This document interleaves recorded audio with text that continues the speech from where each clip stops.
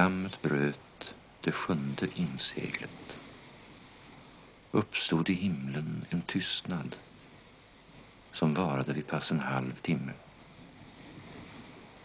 Och de 7 änglarna som hade de 7 basunerna gjorde sig redo till att stöta i sina basuner.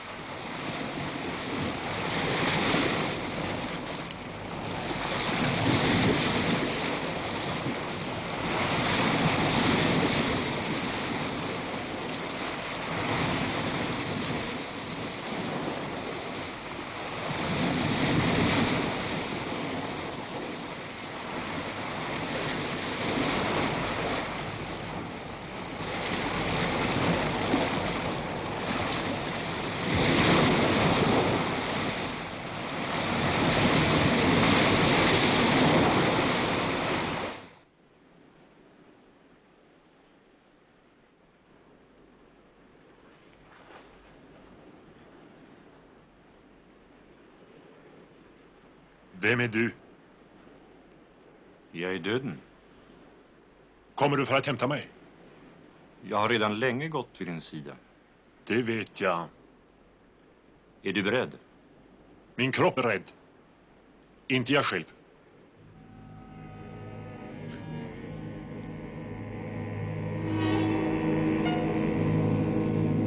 Vänta ett ögonblick.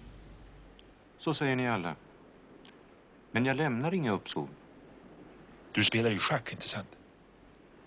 Hur vet du det? Ja. Jag har sett det på målningar och hört i visorna. Ja, jag är verkligen en ganska skicklig schackspelare. Du kan ändå inte vara skickligare än jag. Varför vill du spela schack med mig? Det är min sak. Det har du rätt i. Villkoret är att jag får leva så länge jag står dig emot. Spelar jag det matt, friar du mig.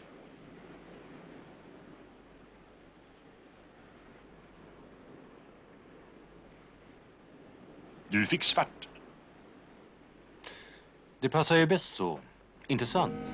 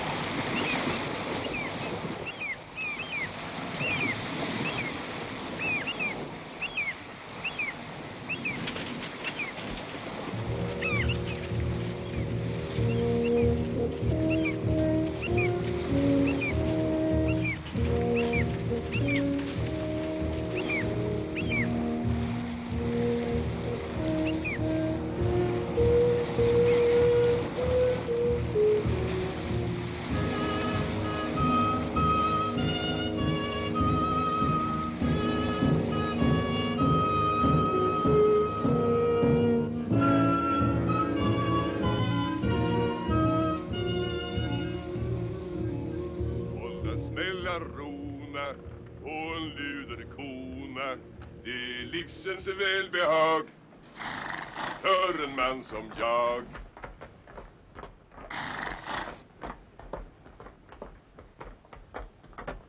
Upp till sitter herran, han är ganska fjärran. Men din broder Satan möter du på gatan. Färjestad talar om järtecken och annan ruskighet. 2 hästar hade ätit varandra under natten. På kyrkogården hade gravarna öppnats. De dödas lämningar låg kastade över platsen. Det var 4 solar på himlavallet igår eftermiddag.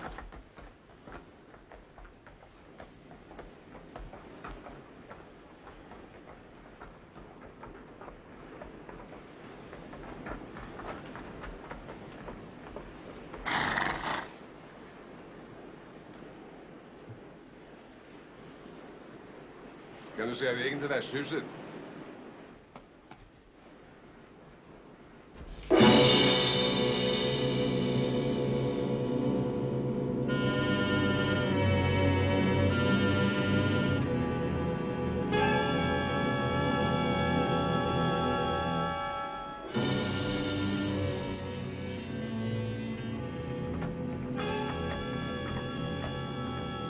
Visa den vägen.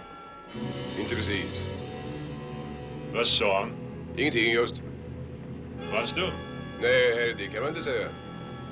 Jag skulle snarare vilja påstå att han var högeligen vältalig. Jaså? Ja, vältalig. Men talet han höll var dystert. Det måste man säga.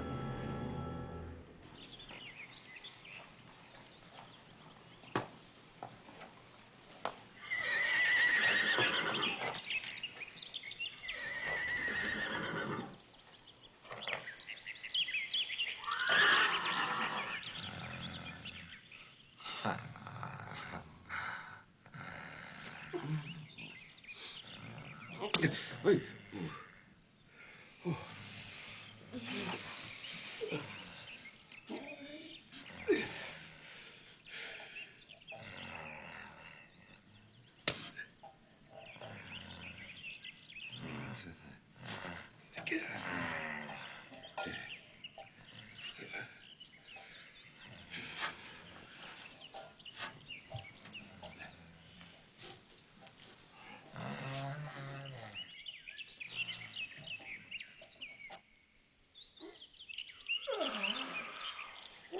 Oj.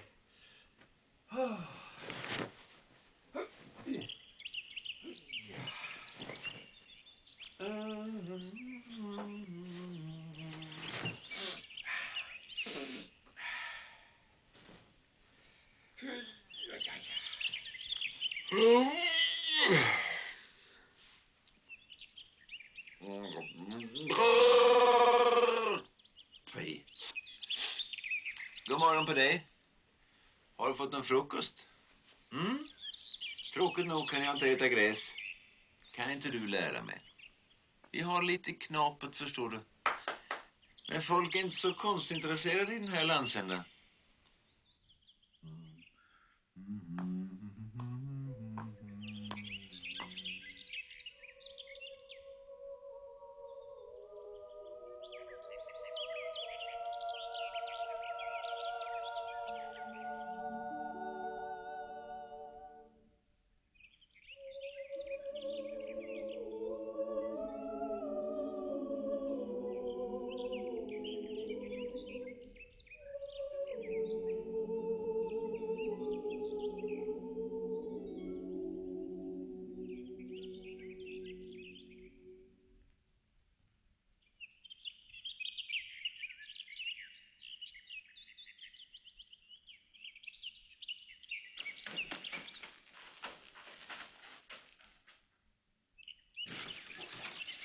Mia, vakna.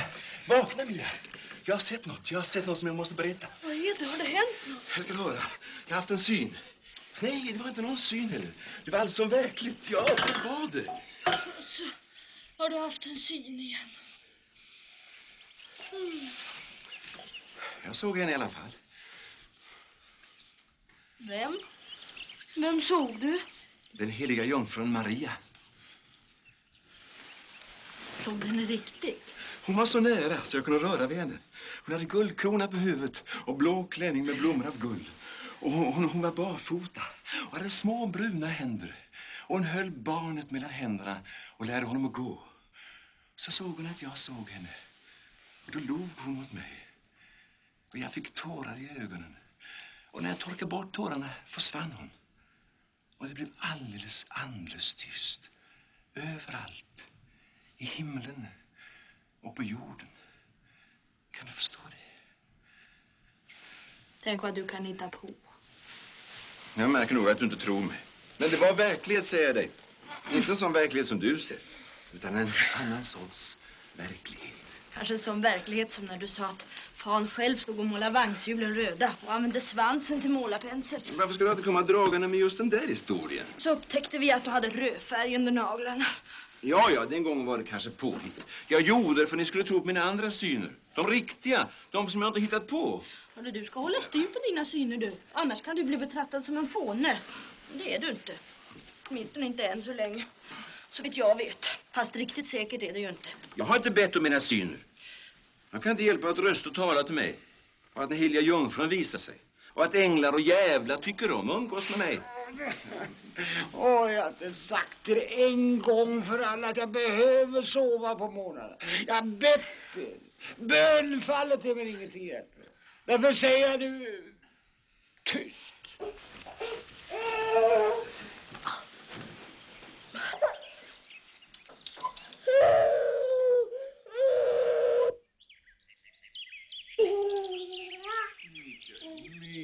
Mikael.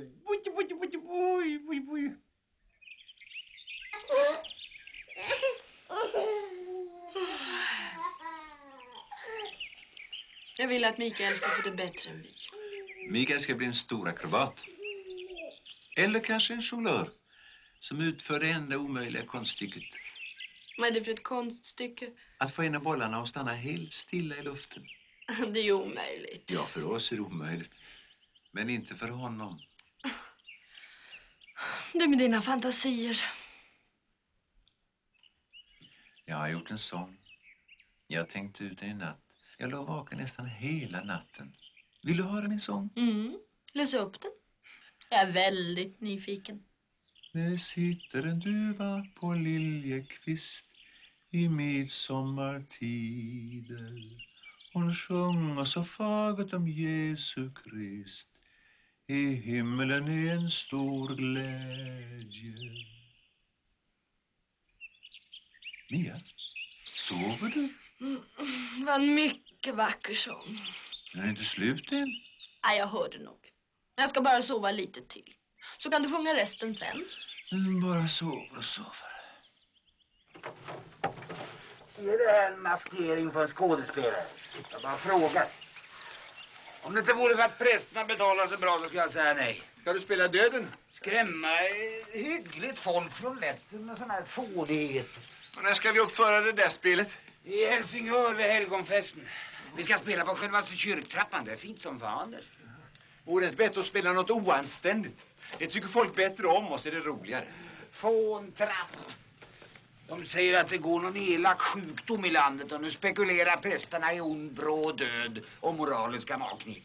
Och vad ska vi spela för roller? Du som är så jävla dum ska spela människosjäl. Det är förstås en dålig roll. Vem är det som bestämmer? Va? Vem är det som är sällskapets direktör? Jag bara frågar. Betänk du dåre denna lag. Din levnadstråd är mäkta svag.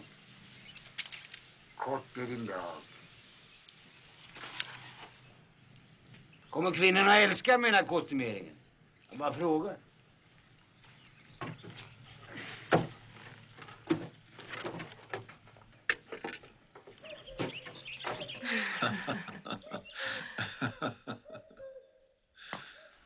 Ja, Ja, vad är det? stå alldeles stilla. Säg ingenting. Jag är tyst som muren. Jag älskar dig.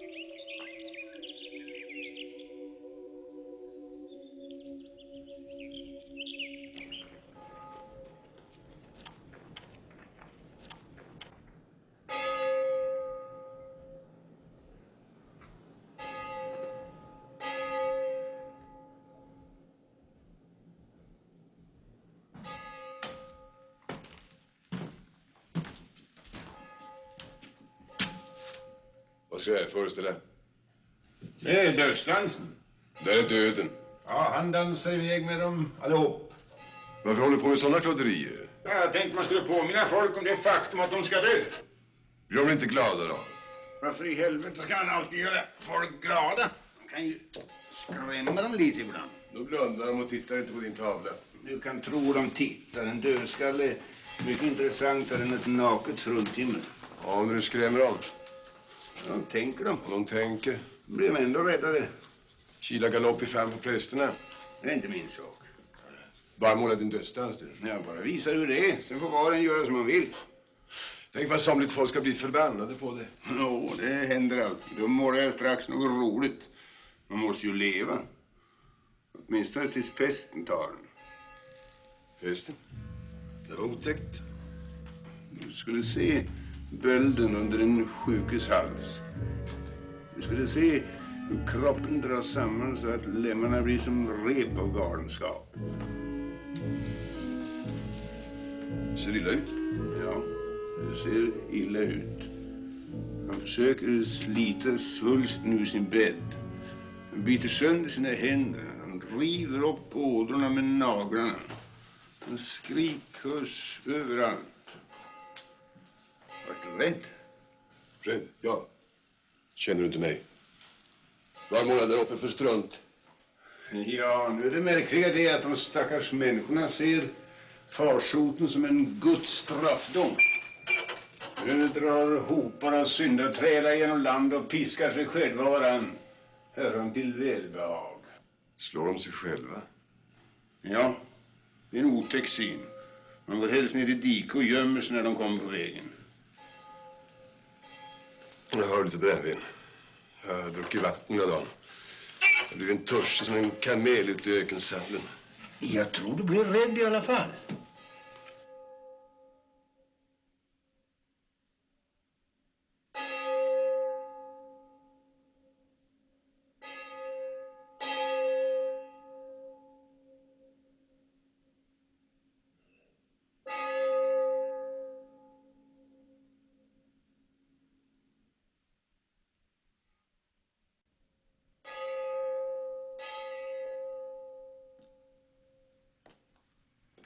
Jag vill bikta mig så uppriktigt jag kan.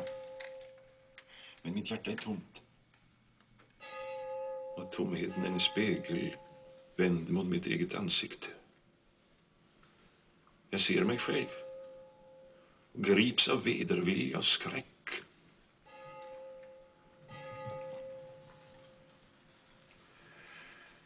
Genom min likgiltighet för människorna har jag ställts utanför deras gemenskap. Numera lever jag i en spökvärld, innesluten i mina drömmar och fantasier. Och trots det vill du inte dö. Jo, jag vill. Vad väntar du på? Jag vill ha vetskap. Du vill ha garanti. Kalla det vad du vill.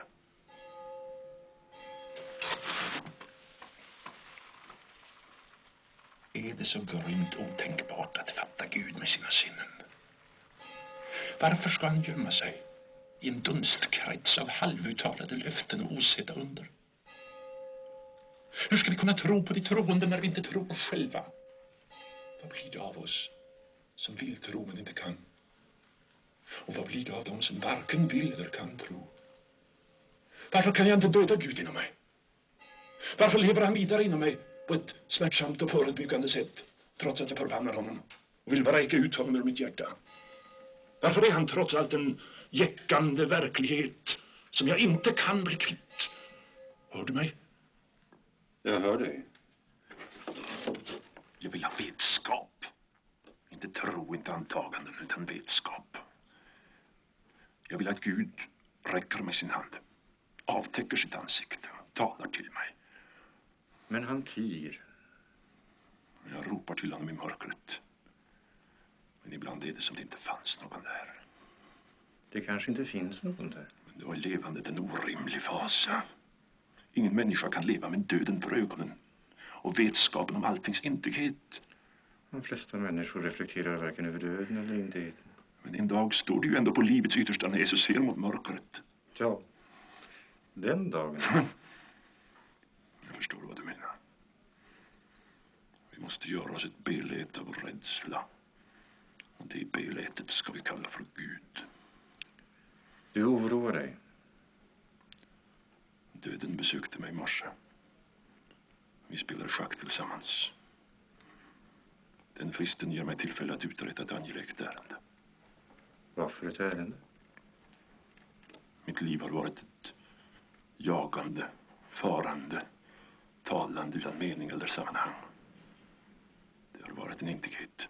Ja, jag säger det utan bitterhet eller självförebråelse. Eftersom jag vet att nästan alla människors liv är beskaffade på just det sättet. Men mitt uppskov vill jag använda till en enda meningsfull handling. Mhm. Därför spelar du schack med döden. Han är en svår och skicklig taktiker. Men än så länge har jag inte givit upp en enda pjäs. Hur ska du kunna överlista döden i ditt spel? Jag spelar en kombination av löparen och springaren som han ännu inte har upptäckt. I nästa drag river jag upp han sina flank. Det ska jag lägga på minnet.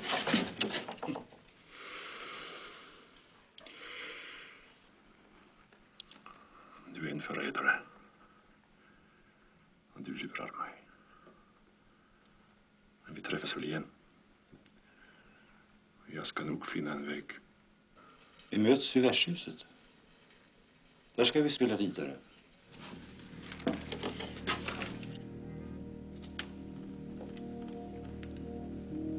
Detta är min hand. Jag kan röra den. Blodet pulserar i den. Solen står fortfarande högt på himlen. Och jag, Antonius Block, spelar schack med döden. Jag och min herre varit utomlands, är just hemkomna. Förstår du, lilla Piktor? Korståget. Precis.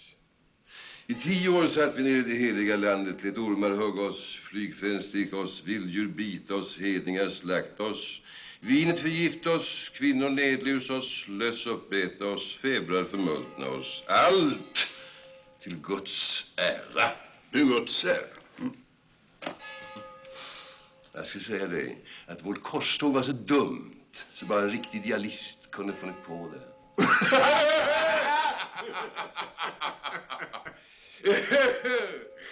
Det där om pesten var otäckt.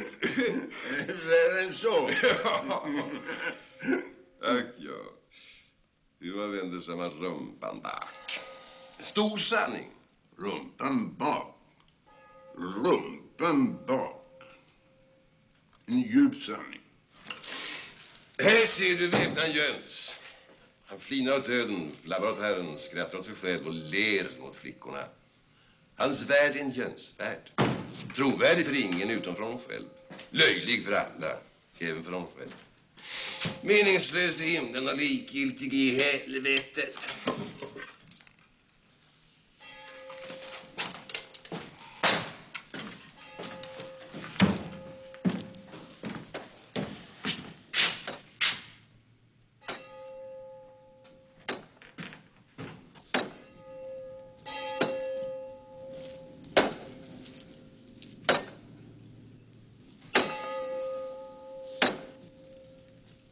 En förbannad lukt på din soppa. Vad ska det vara bra till?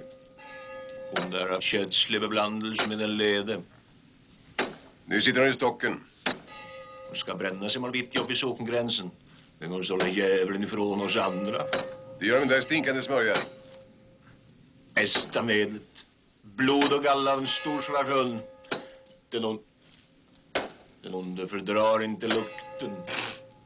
Inte jag heller.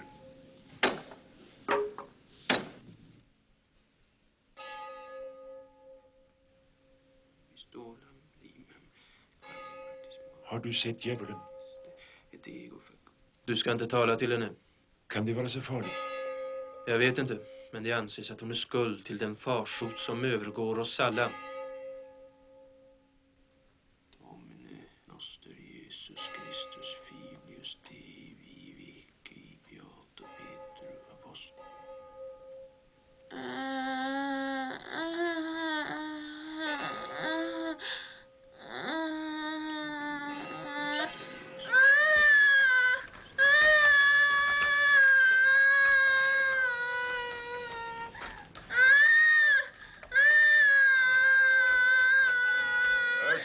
till en rackare, du själv min vän en stackare.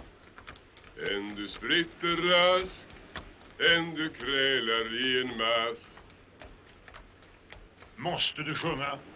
Nej.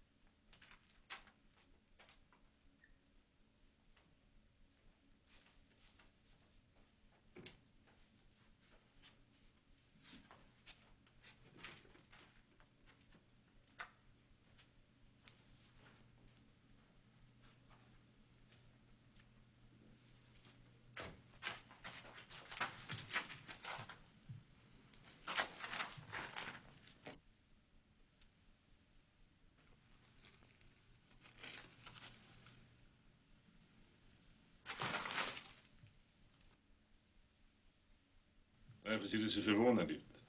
Jag skäl från de döda. Numera är det ett ganska lönande gebit. Du tänker springa ner till byn och skvallra. Det känner ingenting till. Var och en räddar sitt eget skinn. Så enkelt är det med den saken. Försök inte skrika. Det är ändå ingen som hör dig. Varken Gud eller människor. Det är inte värt att förvåna sig över.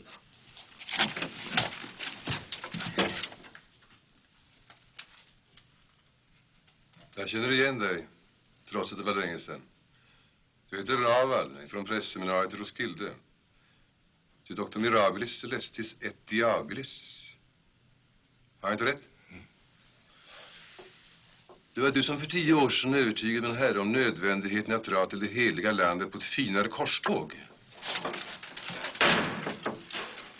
Är du orolig? Fick du ont i magen? Nu förstår jag plötsligt meningen med de här 10 åren som förtycks med bortkastat till ingen nytta. Vi hade det för bra. Vi var för nöjda. Herren ville tukta vårt belåtna högmod. Därför sände han dig. Du spydde ditt himmelska ätter och förgiftade riddaren. Jag är i god tro. Nu vet du bättre, inte sant? Då har du blivit tjuv istället. En lämpligare och mer välanpassad syssla i denna värld för uslingar och skorkar. Har jag inte rätt? Frödel, jag är inte blodtörstig. Kom ihåg en sak. Nästa gång vi råkar så ska jag märka det ansikte som man gör med små skurkar av din sort. Egentligen kommer jag för att få min vattensäck fylld.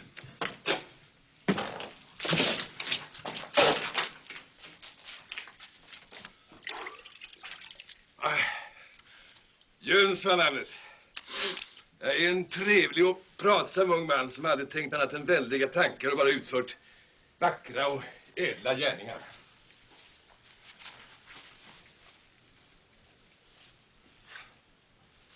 Farväl min flicka. Jag kunde ha våldtagit dig. Och så medan jag är trött på den sortens kärlek. Det blir lite torrt i längden.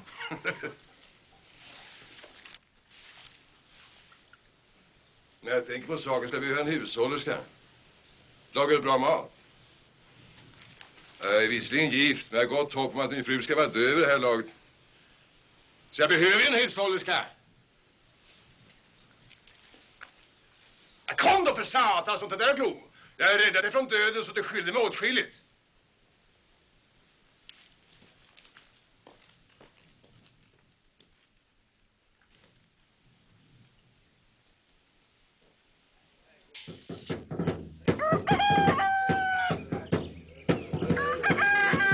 Jävla taskspelare. De bara åbäkar sig.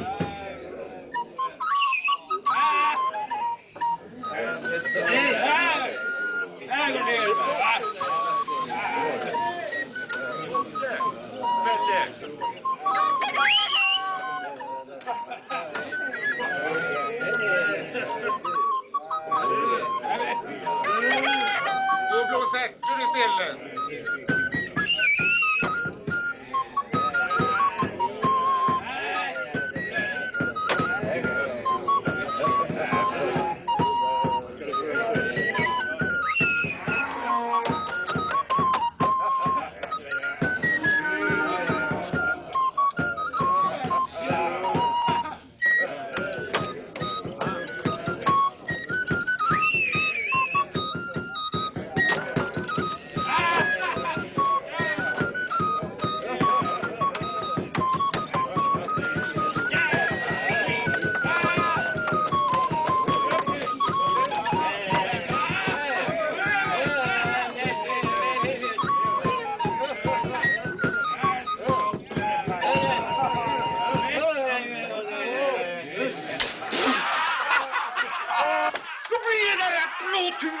General! Jag är inte med här i början så jag går bakom skynket. Stå där och glo för ont i natten. Hästen sitter i trädet och gal. Vägen är bred men porten smal. Den svarte dansar på stranden. Hönan jamar i mörkaste sjö.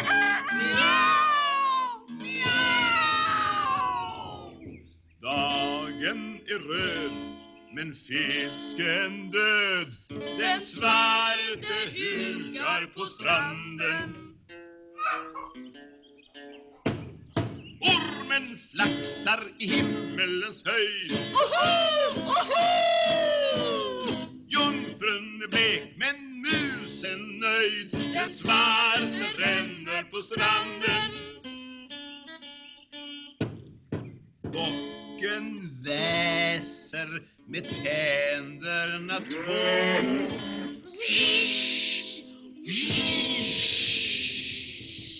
Blåsten är tung och vågen slår. Den svarte mökar på stranden.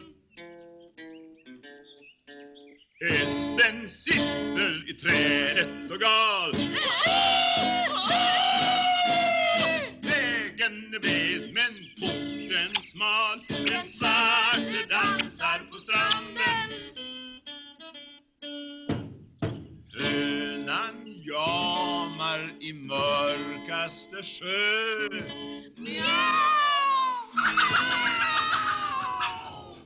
Dagen är röd men fisken död. Den svarte hukar på stranden. Ormen flaxar i himmelens höjd. Jungfrun är blek men musen nöjd. Den svarte ränner på stranden. Suckan välper den så. Natten är sot och mörkret står. Den svarte stannar, stannar, stannar, stannar på stranden.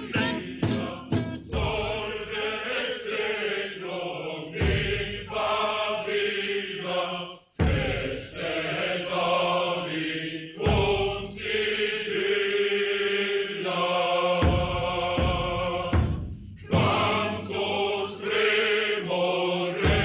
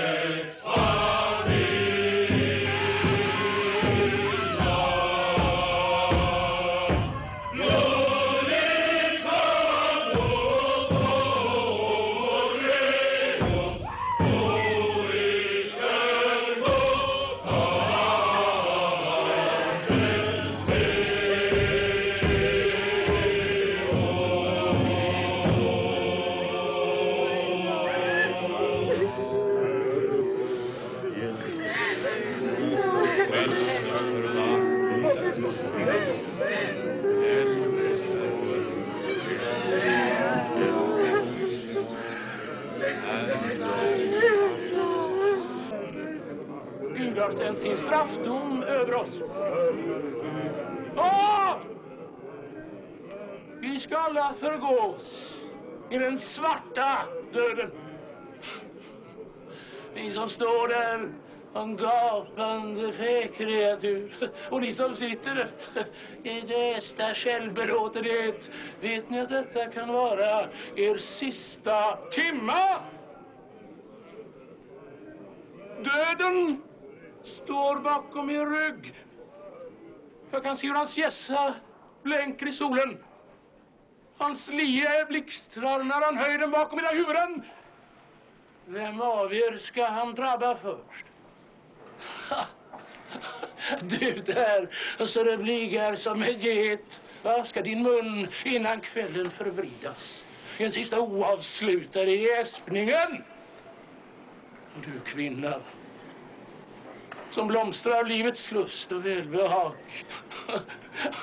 Ska du blekna och slockna innan morgonen gryr? Ja, du där, med din svullna näsa och ditt enfaldiga flin. Har du ett år kvar att smutsa jorden och ditt avskröde? Vet ni alla förstockade dårar att vi alla ska dö? Idag, eller imorgon, eller nästa dag, när vi alla är dömda. Hör du vad jag säger? Har ni ordet? Dömda, dömda, dömda! Förbarma dig över oss i vår förnedring. Vänd inte bort ditt ansikte från oss i vämjelse och frakt, utan var kunna dig över oss för din sons Jesu Kristi skull.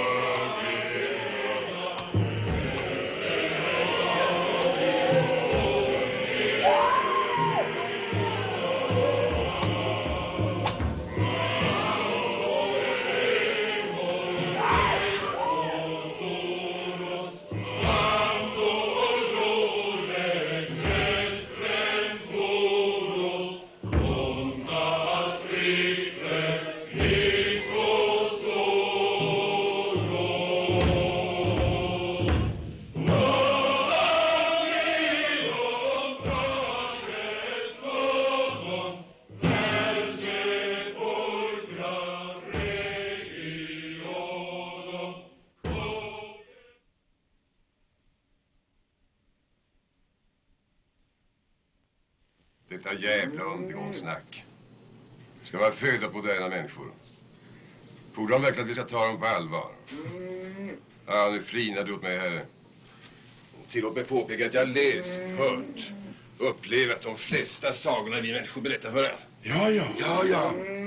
Se, de är spökhistorierna om Gud fader, änglarna, Jesus Kristus och den heliga ande har inhämtat utan större sinnesrörelser. Ha! Vad skriker du för? Jag är smeden Plog och du är väpnaren Jöns. Det är möjligt. Har du sett till min hustru? Nej, det har jag inte. Men om jag hade sett när hon liknade dig så skulle jag skynda mig glömma bort att jag hade sett henne. Så då har du inte sett henne? Hon kanske har rymt. Vet du någonting? En hel del. Men ingenting om din hustru. Gå in på krogen kan du få besked.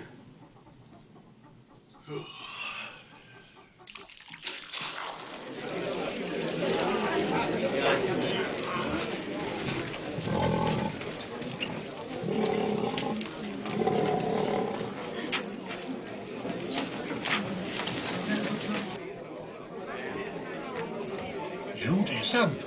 Pesten drar fram ut med hela västra kusten. Folk dör som flugor. Ja, annars brukar man kunna göra fina affärer vid den här årstiden. Men jag har förbanne mig hela mitt lager osålt. Hon talar om yttersta dagen. Och nog är det hemskt med alla hjärtecken. De sett en kvinna nere i byn har fött ett kalv. Det är ju född. Människorna är som galna och flyr uppåt landet och drar pesten med sig vart de kommer. Ja, om det är som de säger så får man väl se om sitt hus och leva glatt så länge man går på sina upprätta ben. Det är många som har renat sig med eld och dött av det. Men prästen säger att det är bättre att dö renad än leva för helvetet. Detta är slutet. Det är vad det är det. Ja, vi vet allihopa, men det är ingen som vågar säga det högt. Men detta är slutet. Människorna är som tokiga av rädsla. Och du är rädd du med. Jag tackar fan för att jag är rädd. Yttersta dagen går mot kväll. Änglarna stiger ner och gravarna öppnas. Det blir hemskt att se. Ska du ha den här ringen? Du får den billig. Jag har inte råd. Det är äkta silver. Ja, den är fin, men den är säkert för dyr för mig. Förlåt, men har någon av herrarna sett min hustru? Har han kommit bort? Hon har rymt, säger de. Har stuckit iväg? Med en skådespelare. En skådespelare? Har han så dålig smak så tycker jag du ska låta henne löpa. Du har alldeles rätt. Min tanke var förstås närmast att jag skulle slå ihjäl henne. Nästan på det viset. Mörda henne, ja, det är en helt annan sak. Jag ska slå ihjäl skådespelaren också. Skådespelare? Ja, visst. Den som hon har rymt med. Varför det? Det har du svårt för att fatta. Ja, så skådespelare. Nu förstår jag, ja. Sådana finns det alldeles för många. Så även om man inte har gjort något särskilt så tycker jag du borde slå ihjäl honom bara för att han är skådespelare. Hörru du sitter här och ljuger för smeden. Ja, ljuger jag.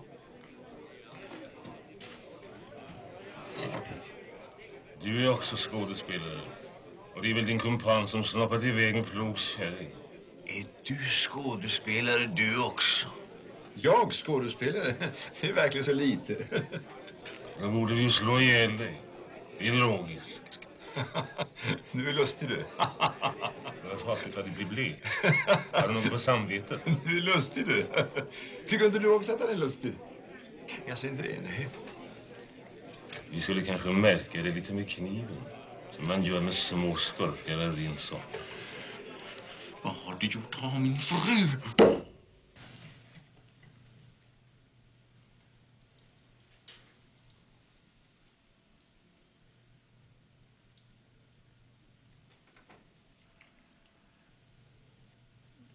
Tänker du göra mig illa? Varför det? Har jag retat någon eller suttit i vägen? Jag ska genast gå min väg och inte visa mig här vidare. Res dig upp så att alla hör dig. Tala högre.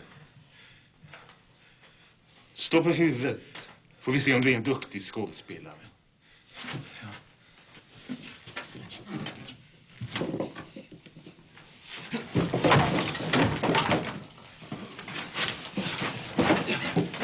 Vad har du gjort av min hustru? Vill inte den och du upp och dansa. Jag vill inte, jag kan inte. Ska Herman Björn. Jag kan inte Herman Björn. Se om du inte kan i alla fall.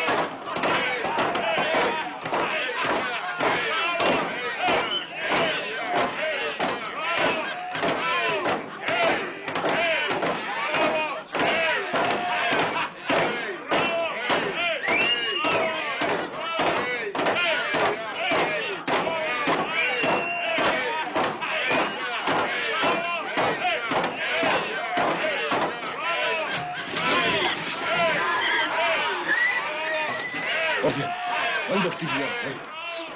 Jag orkar inte förbjuda mig.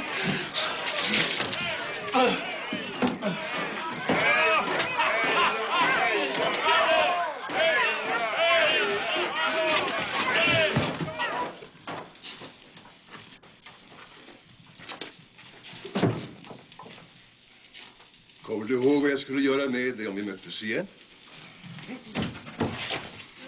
Jag är en ordhållig människa.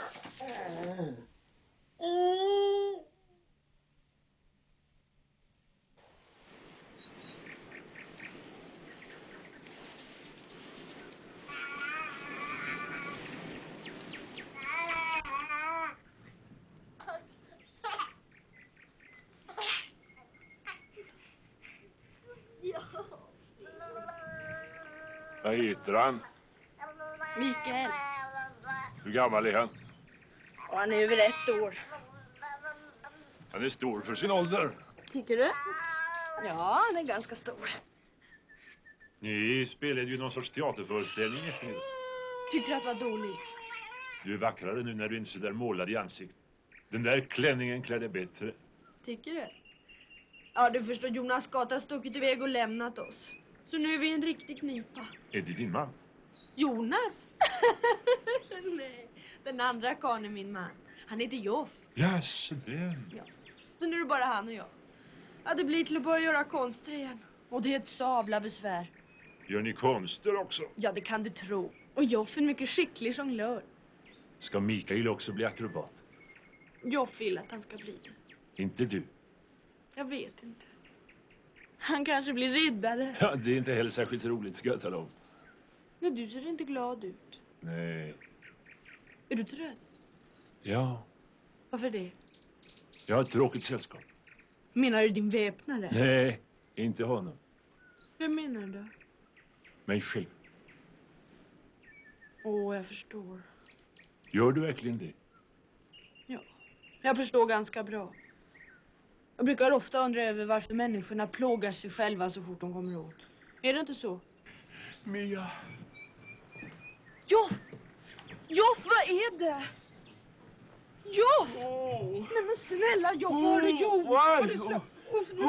Kom och sätt dig här. Var har du varit någonstans? Får jag se på dig? Får jag se på dig?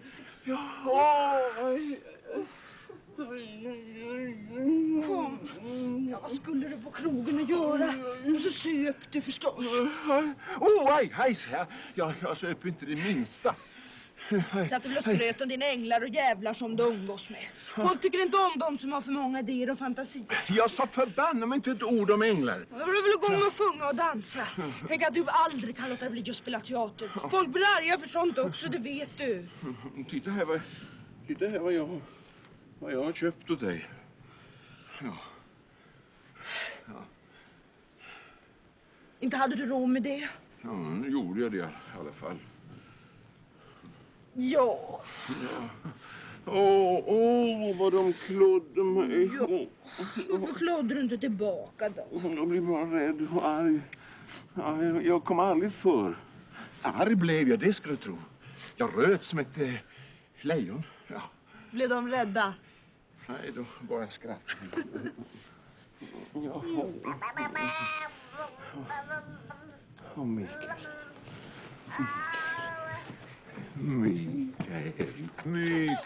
Mikael. Känner du vad gott han luktar? Jag ser så stadig att ta i. Du är en stadig bit du, en riktig akrobatkropp. Ja, det här är min man. Ja. God afton. God afton. Jag sa just till din hustru att du har en präktig son. Han kommer att göra det glädje. Ja, han är fin. Har vi ingenting att bjuda på, Mia? Tack, jag ska inte. Jo, men jag har plockat en korg smultron nu på eftermiddagen. Och en skvätt mjölk har vi faktiskt mjölkat. Fått mjölka. Så om riddaren håller till godo med vår enkla spis så vore det en stor heder. Jag slår in ner nu så kommer jag med maten. Varsågod. Var tänker ni er härnäst? Upp till helgonfesten i Helsingör. Jag skulle avråda från en sån resa. Varför det, om man får fråga? Pesten går den vägen. Följer kusten söderut. Det sägs att människor dör i 10 000-tal. Aj. Ibland skorpar minsann till som en besked. Får jag föreslå att ni följer mig genom skogen i natt? Så kan ni stanna på min gård om ni vill. Eller följa östra-kusten. Där är ni antagligen säkrare. Det är skogsmultron. De växer där uppe i backen. Jag har aldrig sett så stora. Känns de doftar? Smaklig spis. Jag tackar vördsamt. Jag tycker ditt förslag är bra, men jag måste fundera på en stund. Ja, men nog vore det skönt att få sällskap genom skogen. Den lär vara full av troll och gastar och jävlar och rövare, det har jag hört. Ja, jag säger att det inte är så dumt. Men jag måste tänka mig för. Sen Scott stack iväg är jag ansvarig för truppen. Jag har blivit sällskapets direktör när allt kommer omkring. Jag har blivit sällskapets direktör när allting kommer omkring. Ska ni ha lite smultron? Den mannen har räddat mitt liv. Slå er ner, mina vänner, och låt oss vara tillsammans. Riddaren Jöns framför sitt tack. Åh, vad det är skönt. En liten stund. Nästan jämt. Den ena dagen är den andra lik.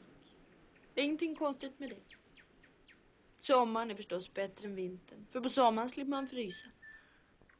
Men våren är det allra bästa. Jag har skrivit en dikt om våren. Vill ni höra den kanske? Jag ska bara hämta mitt stränga spel. Nej, inte nu, snälla Joff. Våra gäster är kanske inte alls roade av dina visor. För all del, jag skriver själv små sånger. Ja, då hör du själv. Jag har till exempel en lustig liten visa om en lättfärdig fisk som jag inte tror att ni har hört. Nej, kommer inte få höra den heller. Det finns personer som inte uppskattar min konst. Jag vill ogärna plåga någon. Jag är en känslig själ. Man oroar sig för så mycket. Det är alltid bättre när man är två. Har du ingen att vara tillsammans med? Jo, det hade jag nog. Vad gör hon nu? Jag vet inte. Och du ser högtidlig ut. Och din käresta? Vi var nygifta. Lekte tillsammans. Skrattade ganska mycket. Jag skrev sånger till hennes ögon. Hennes näsa. Hennes allra som vackraste små öron. Vi gick på jakt tillsammans. På kvällarna dansade vi. Huset var fullt av liv. Ska du ha lite smultron? Tron är ett svårt lidande, vet du det? Det är som att älska någon som finns där ute i mörkret. Men som aldrig visar sig hur man än ropar. Och allt det där tycks mig overkligt när jag sitter här tillsammans med dig och din man. Var det plötsligt likgiltigt? Nu ser du inte så högtidlig ut. Jag ska minnas den här stunden. Stillheten och skymningen. Skål med smultron. Skål med mjölk. Era ansikten i kvällsljuset. Mikael som ligger och sover. Joff med sitt strängaspel. Jag ska försöka komma ihåg vad vi talat om. Och jag ska bära det här minnet mellan mina händer. Lika försiktigt som vore det en skål breddfylld med nymjölkad mjölk.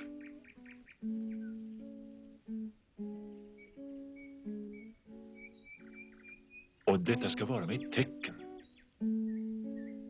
Och en stor tillräcklighet.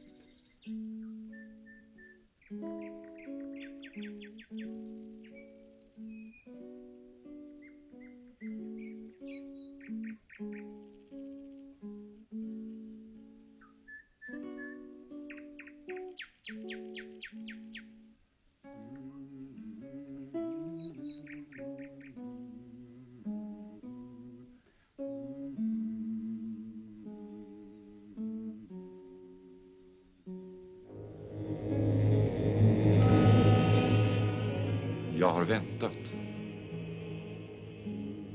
Ursäkta mig. Jag blev en smula uppehållen. Eftersom jag har förrått min spelplan för dig så slår jag till reträtt. Varsågod. Det är ditt drag. Varför ser du så nöjd ut? Det är min hemlighet. Självfallet.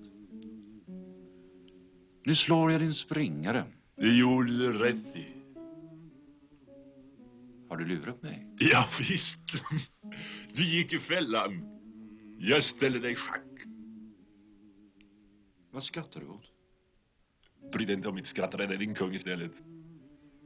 Du är ganska övermodig. Vårt spel roar mig. Det är ditt drag. Skynda dig, jag har lite bråttom. Jag förstår att du har mycket att bestyra. Men vårt spel kommer du inte ifrån. Det får ta sin tid. Du följer gycklarparet genom skogen i natt. De där som heter Joff och Mia. Och har en liten son. Varför frågar du det? För ingenting.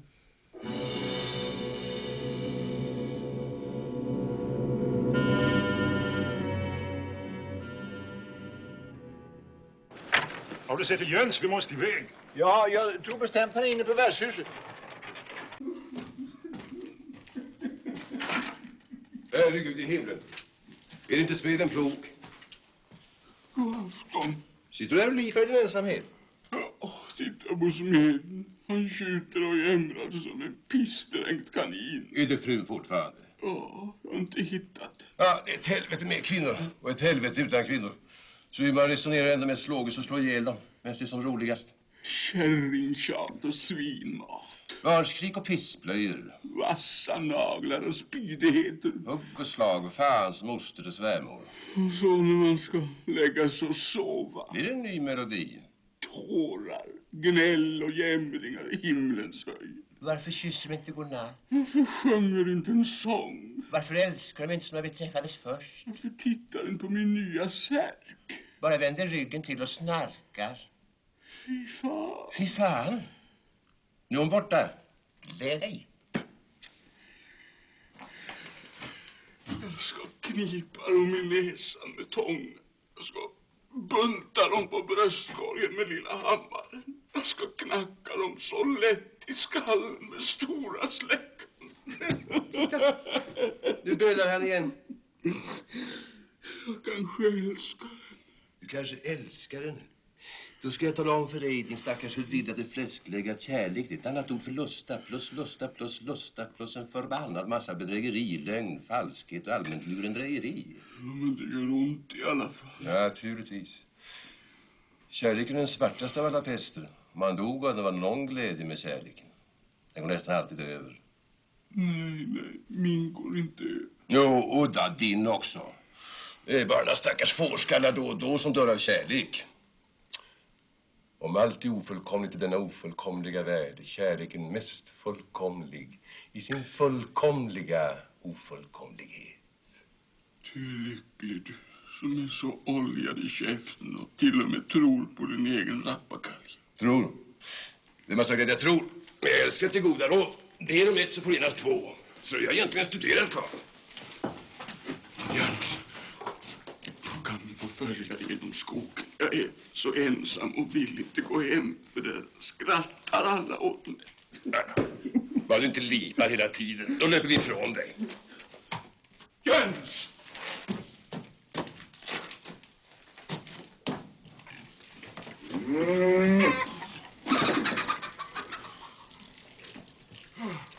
Lillebroder.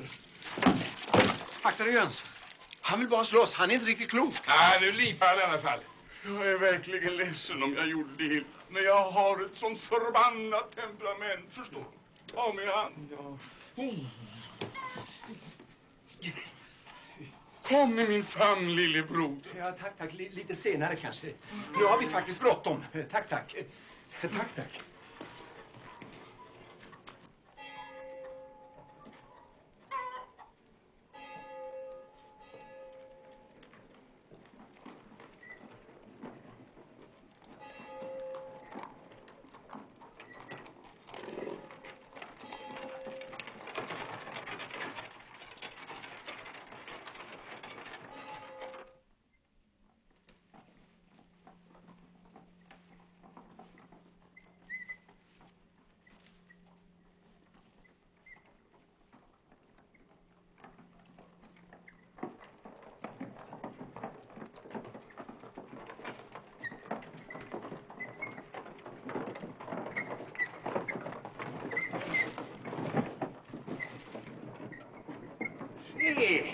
Vad är det jag ser?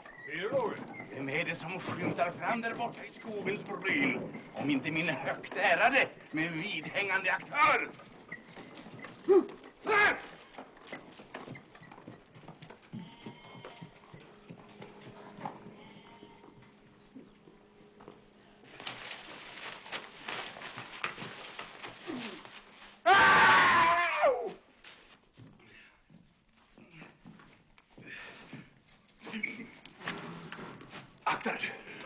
Du är således den smutsiga smeden som förolämpat min älskade dam, den allra som skönaste Kunigunda. Vad sa du hon hette, sa du? Kunigunda. Har du blivit döv nu också? Kunigunda. Lisa heter hon. Lisa Tok eller Snok eller Slampa. Lisa till Roles, Habba-Lisa, Rump-Lisa. Vad han är rå. Eller något bra på snusk som du själv kan hitta på din lilla förgyllda stjärt, Johan. Vad han är rå. Du hiskligt snaggare bastarda, 7 skabbiga byracker. Om jag vore i dina lusiga palter skulle jag drabbas av en sån gränslös skam över min person att jag strax befriade naturen från min generande uppsyn. Passa dig, din parfymerade Slappedask. slappidask. Så jag inte lägger av en fjärt som tvärt på ögonblicket för den heter taskspelarnas eget glödheta. Där ni kan sitta tillhopa och Läsa monologer. läsa monologer för varann tills det dammar ur öronen på fan själv. Bra. Akta dig så jag inte piper i magen så tarmarna far ut genom öronen. Akta dig så inte lägger det på käften så att du inte ens kan göra några konster för turkar och karnevaler. Vad skrattar du åt? Det här är ju högst allvarligt. I de sydliga länderna finns det en sorts människoliknande djur som kallas apor. Och vad är det med det då?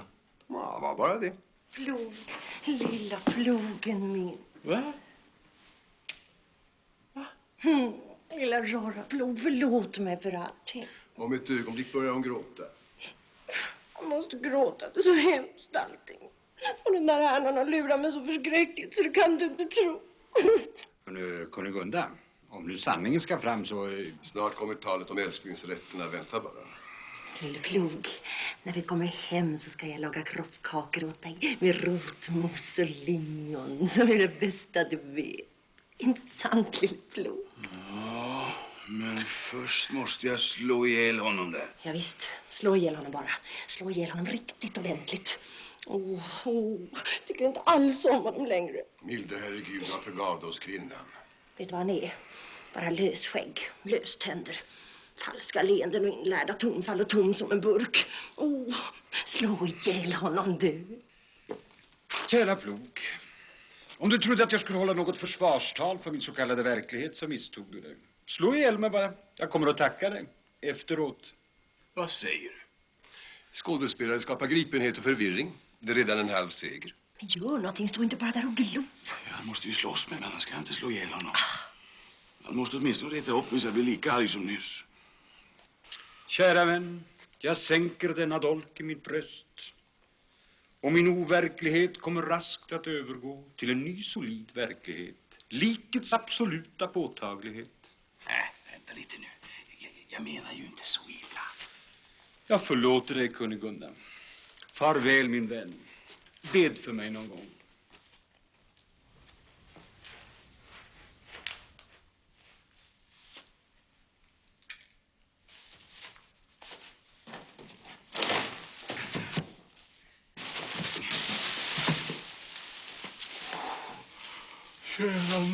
Kära nån. Inte menar jag så inte. Jag börjar ju tycka riktigt bra om honom. Han är död. Alldeles kolossalt död. Jag har nästan aldrig sett en sån död skådespelare. Det är egentligen väldigt sorgligt det här. Fast han ville det ju själv, stackarn. Och henne ska man vara gift med. Nu har du i alla fall fått din lilla Lisa tillbaka. Är du inte nöjd? Hörgörs, i största förtroende. Är inte livet ganska... Jo, det är det. Men tänk inte på det nu. Kollret, det var det.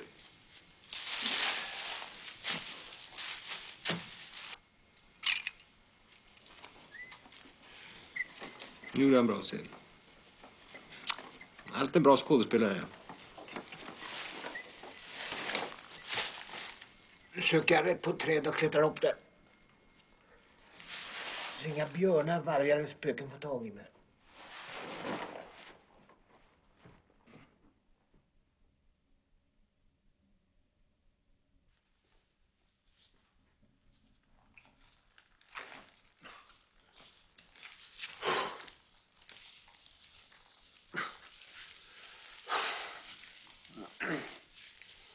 Imorgon söker jag upp Joff och Mia.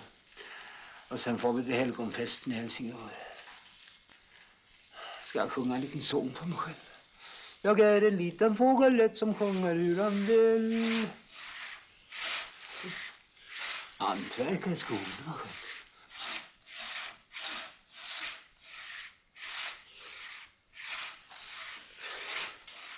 Fan i mig, är det mitt träd de tänker såga ner? Hörru, din förpuppade taskfrans, vad tänker du göra med mitt träd, va? Kan du inte svara åtminstone hövlighet kostar så lite?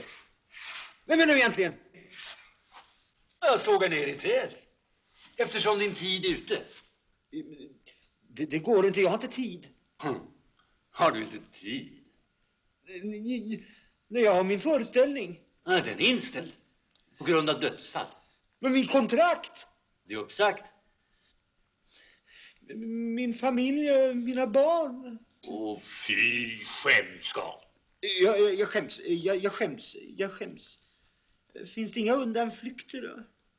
Inga särskilda regler för skådespelare? Nej, inte i det här fallet. Inga smyghål?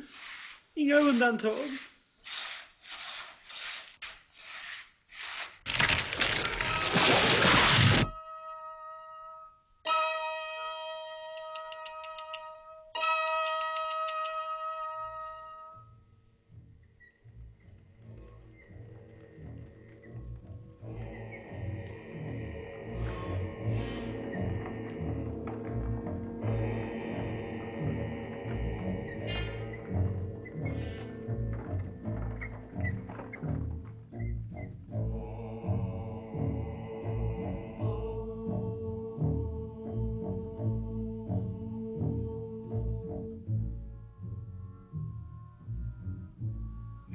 Månen ur moln. Det är bra. Då ser vi vägen bättre. Jag tycker inte om månen ikväll. Träden står så stilla. Det är för att det inte blåser. Han menar nog att det står mycket stilla. Det är alldeles tyst. Om åtminstone hör en räv. Eller en uggla. Eller en människoröst. Utom sin egen.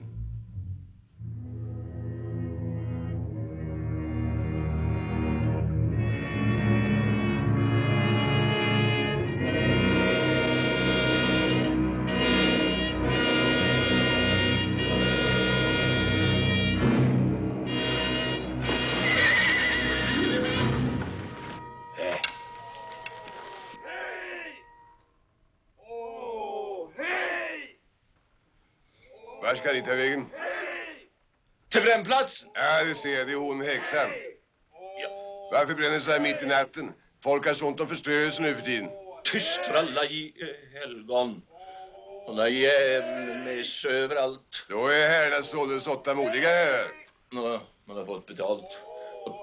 Uppdrag var ju frivilligt.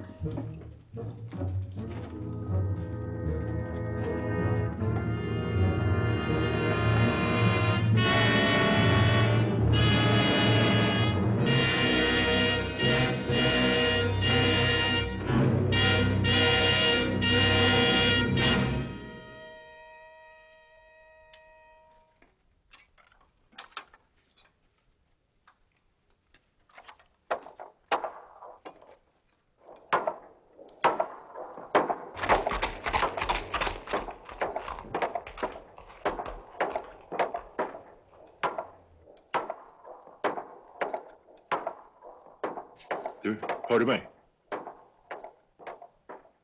Ni säger att du varit i lag med djävulen. Varför frågar du det?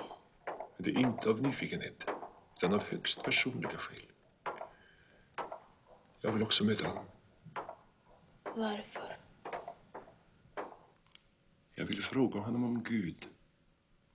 Han måste ju veta. Han om någon. Du kan se honom när du vill. Hur?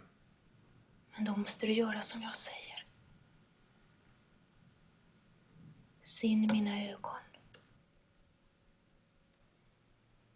Nå, vad ser du?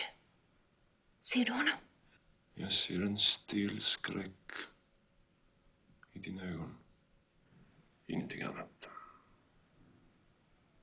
Ingen. Ingenting. Ingen. Nej. Står han inte heller bakom din rygg? Nej. Här är tomt. Men han är med mig överallt. Jag behöver bara räcka ut handen. Så kan jag känna hans hand. Han är hos mig nu också. Elden kommer inte att göra mig illa. Har han sagt det? Jag vet det. Har han sagt det? Jag vet det. Jag vet det. Du måste se honom någonstans. Du måste. Prästen hade ingen svårighet att se honom. Och inte knäktarna heller. De är så rädda för honom att de inte ens vågar ta i mig.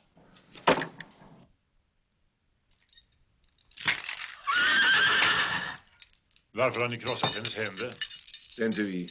Vem? Fråga munken där. Vad har du gjort med flickan?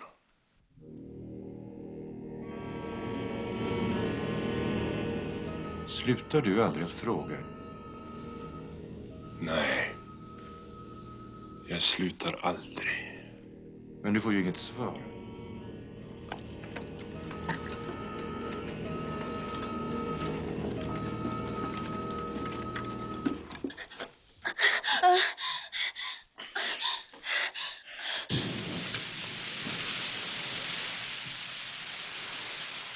Jag funderar ett tag på om vi ska slå ihjäl knäktarna. Det känner inte mycket till, hon är nästan död redan. Jag har sagt att ni ska akta er! Kom inte nära henne!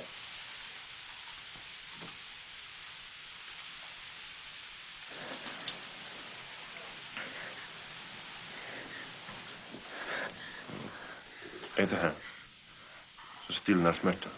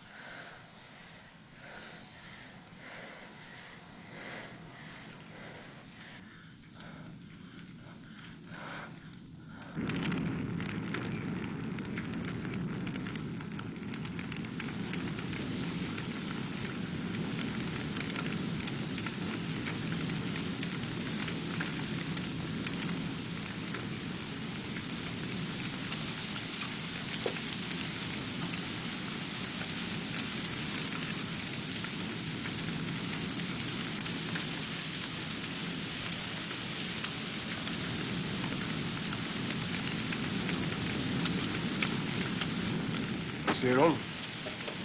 Kan du svara mig på det? Hon har inte ont mer. Du svarar inte på min fråga. Vem tar hand om det där barnet?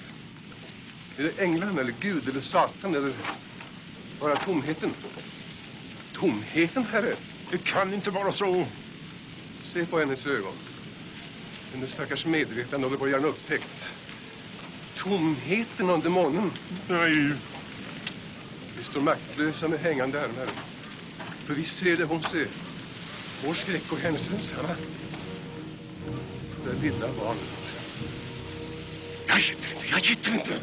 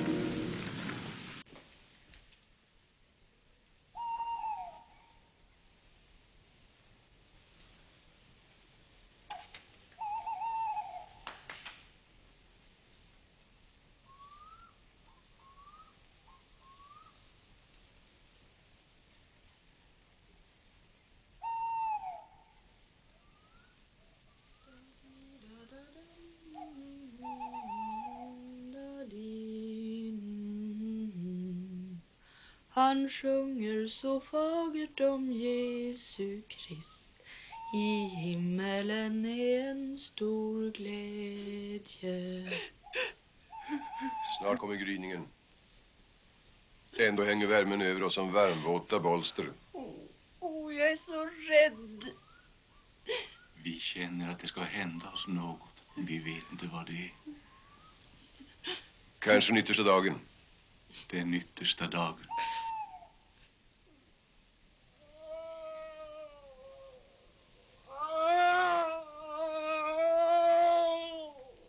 Har du lite vatten? Kan du inte ge mig lite vatten? Pesten. Håll dig där borta på andra sidan trästammen.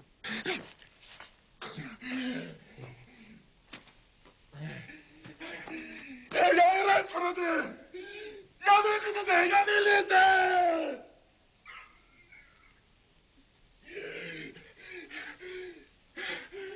Kan inte förbarma er över mig? Hjälp mig! Tala åtminstone med mig!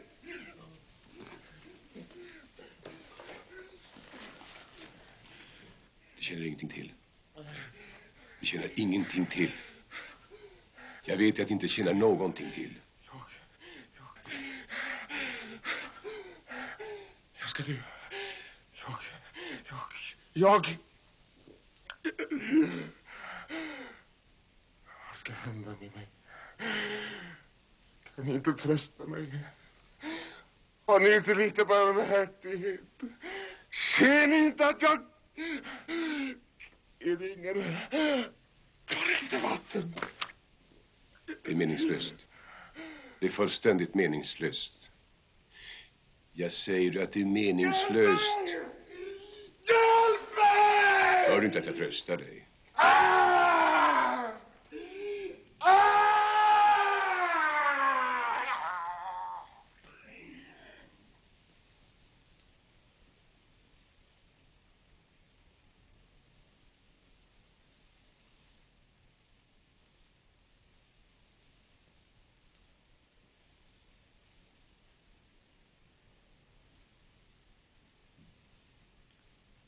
Ska vi spela vårt spel till slut? Det är ditt drag.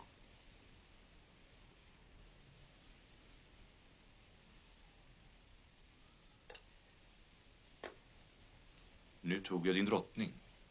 Det såg jag inte.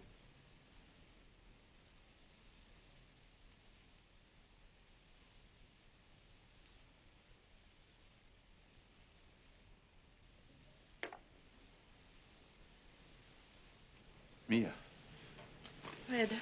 jag ser något hemskt. Något som jag nästan inte kan tala om. Vad ser du? Riddaren sitter där borta och spelar schack. Ja, det ser jag också. Det är väl inte så förskräckligt hemskt. Ser du inte vem han spelar med? Han sitter där ensam. Du får inte skrämmas Nej, där. nej, han är inte ensam. Mer då? Döden. Han sitter där borta och spelar med döden själv. Du får inte säga så. Vi måste försöka komma undan. Inte kan man det. Vi måste försöka. De är så upptagna av sitt spel. Om vi gör så av helt tyst märker de oss inte.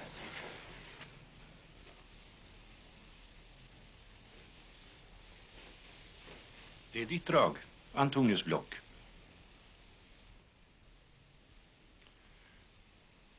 Har du tappat intresset för vårt spel?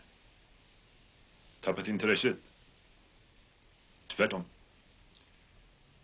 Du ser ängslig ut. Döljer du något? Ingenting undgår dig, eller hur? Ingenting undgår mig. Ingen undgår mig. Jag är ängslig, det är sant. Du är rädd.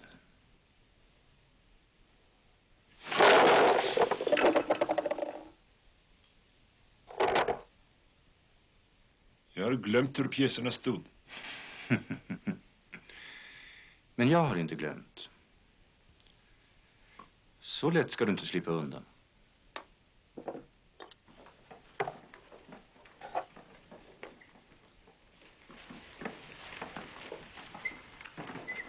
Men nu ser jag något intressant. Vad ser du? Du är matt i nästa drag. Det är sant. Hade du glädje av ditt uppskov? Ja, det hade jag. Det gläder mig. Nu är jag ifrån dig. När vi möts nästa gång i din och dina följeslagares tid, ute. Och du uppenbarar dina hemligheter. Jag bär inte på några hemligheter. Så du vet ingenting? Jag är ovetande.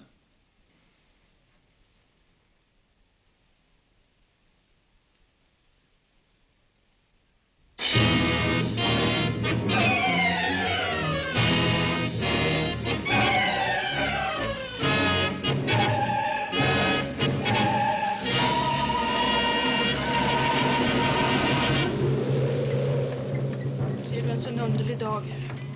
Det är väl åskan som kommer i gryningen. Det är något annat. Något hemskt. Hör du så det dånar i skogen?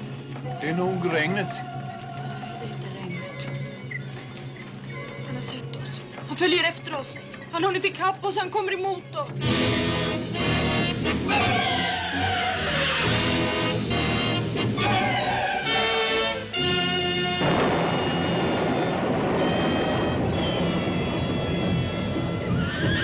In i vagnen, Mia.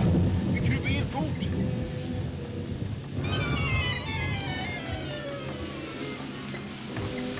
Det är mordängeln som går förbi oss, Mia. Mordängeln. Och han är mycket stor. Känner du vad kan?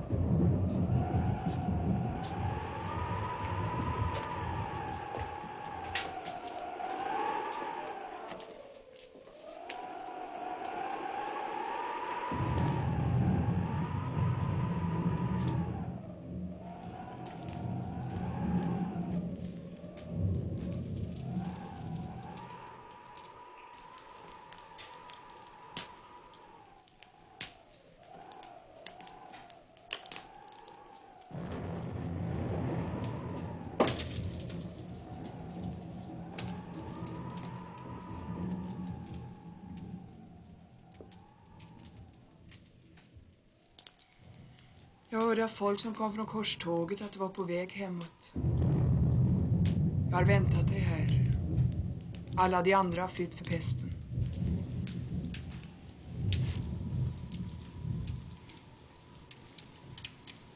Känner du inte längre igen mig?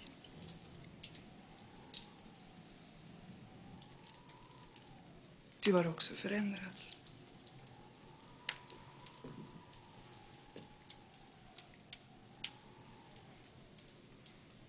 Nu kan jag se att det är du. Någonstans i dina ögon. Någonstans i ditt ansikte.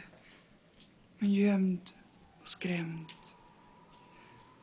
Finns den där pojken som gav sig iväg för så många år sedan. Det är slut nu. Och jag är lite trött. Ångrar du din resa? Nej. Jag ångrar ingenting. Men jag är lite trött.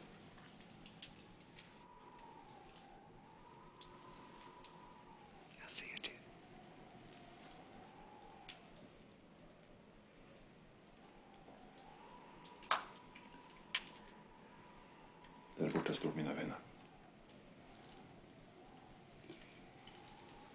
Låt dem komma in.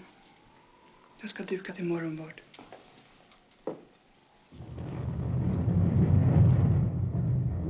Och när lammet bröt det 7:e inseglet uppstod i himmelen en tystnad som varade vid pass en halv timme. Och de 7 änglarna som hade de 7 basunerna gjorde sig redo till att stöta i sina basuner.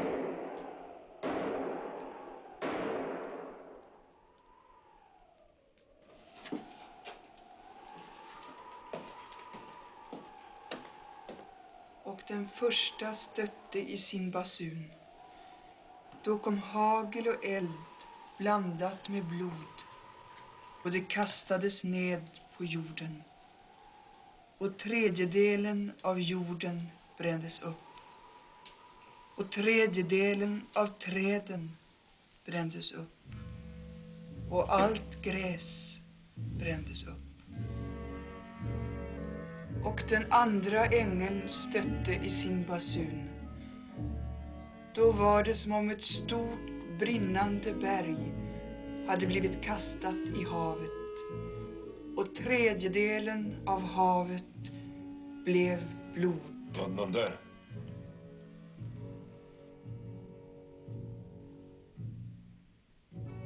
Nej, herre. Jag såg ingen. Och den 3:e ängeln stötte i sin basun. Då föll från himlen en stor stjärna, brinnande så som ett bloss. Och stjärnans namn var malört.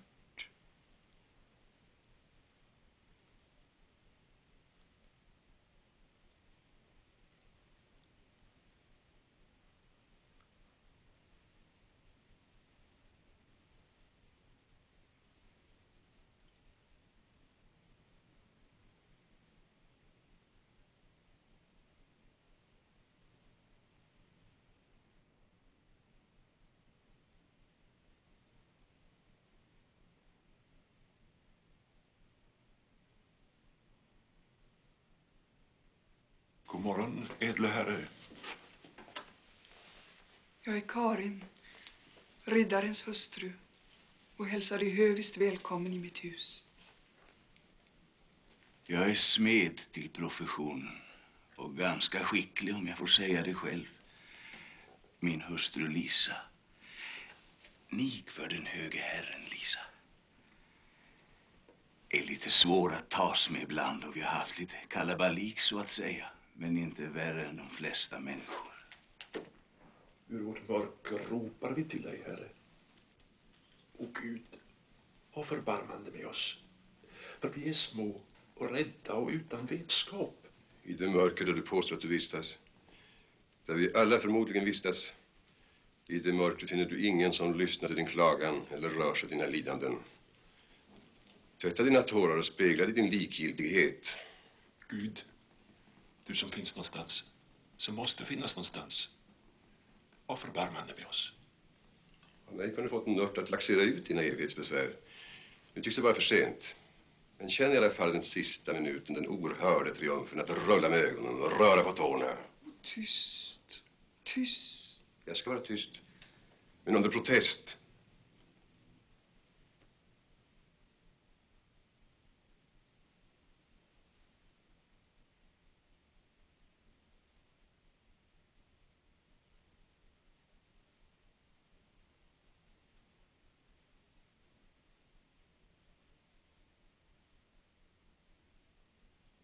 Det är fullbordat.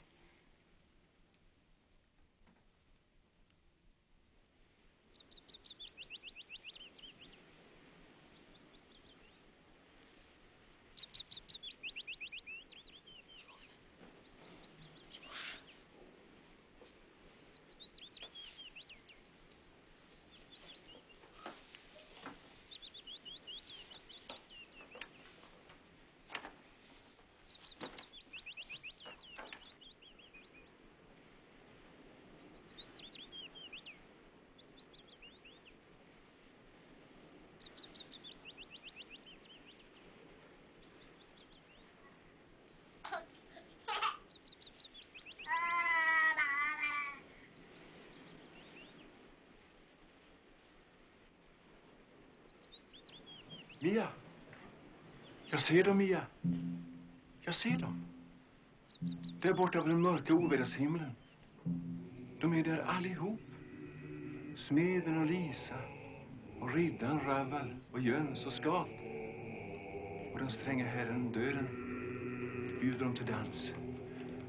Han vill att de ska hålla varandra i händerna. Och så ska de tråda dansen i en långa rad. Och först går den stränga herren med lie och timglas. Men Skat, han slinker på sladden med sitt stränga spel. De träder bortåt. Bort från gryningen i en högtidlig dans. Bort mot de mörka landen. Medan regnet sköljer över deras ansikten. Tvättar deras kinder från tårarnas salt.